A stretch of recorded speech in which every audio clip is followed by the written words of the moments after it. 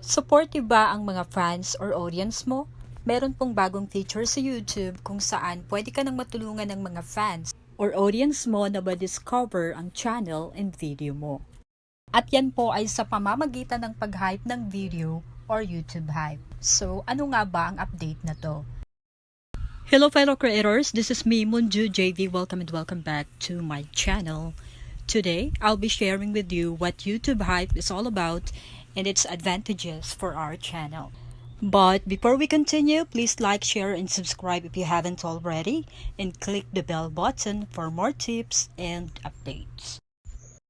So, ano nga ba ang YouTube hype or hyping? Without further ado, alamin na po natin ang bagong feature na to.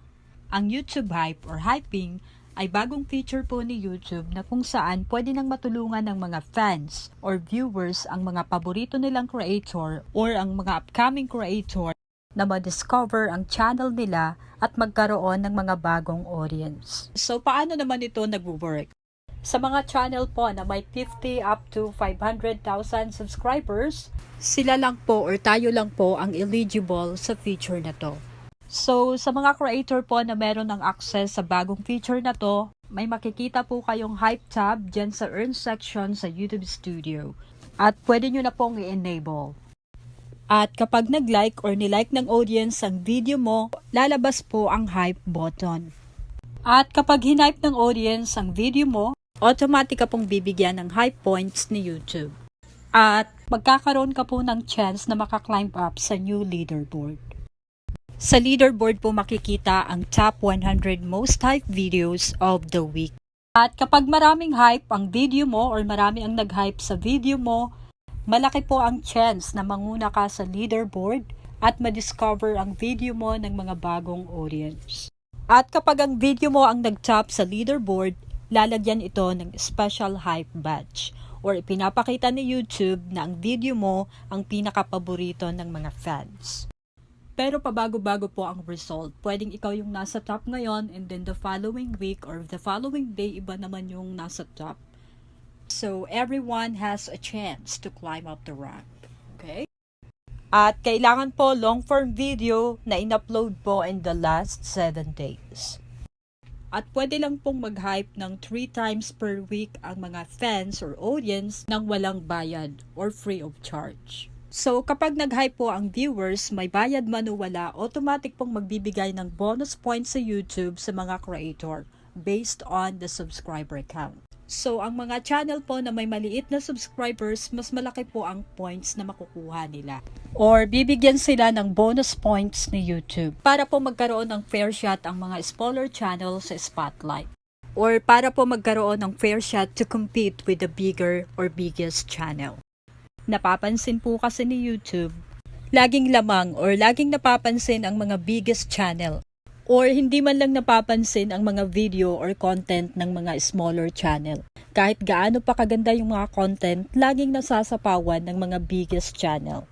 Kaya po ang goal ng hype hindi lang para umangat sa leaderboard. Ginawa po ito para mag-grow ang mga smaller channel kagaya po natin. At kapag hinipe ng viewers ang video mo, ibig sabihin na gustuhan nila ang video mo. Pero ganun din naman sa like, di ba? Kapag nilike ng audience ang video mo, ibig sabihin gusto nila ang content mo. So, what's the difference between hype and like? Likes. Kapag marami ang likes ng video mo, along with other engagement metrics gaya po ng watch time, comment, share, mas mapapansin ni algorithm ang video mo. So, malaki ang chance na ma-recommend ni algorithm ang video mo. While hype or hyping videos does not influence recommendations or search result. Meaning, kahit marami kang hypes or naka-billion hypes ka pa, wala itong impact kay algorithm. So, simplihan po natin. Ang like, nagpapakita po ng appreciation sa video. At pwedeng lumabas ang video mo sa search result or maire-recommend ka ni algorithm kapag marami ang nag-like ng video mo. Kapag ka naman hinipe ng audience ang video mo, ibig sabihin na gustuhan nila ang content mo at tinutulungan kang ma-discover ang channel mo or ma-promote ang video mo. Meaning, pwedeng magkaroon ka ng bagong audience or ma-discover ang video mo kahit na hindi ine-recommend ni algorithm ang video mo. So, sa pamamagitan ng hype or pag-hype ng fans or viewers mo sa video mo, tinutulungan ka nilang ma-discover ang video mo at mag-grow ang channel mo.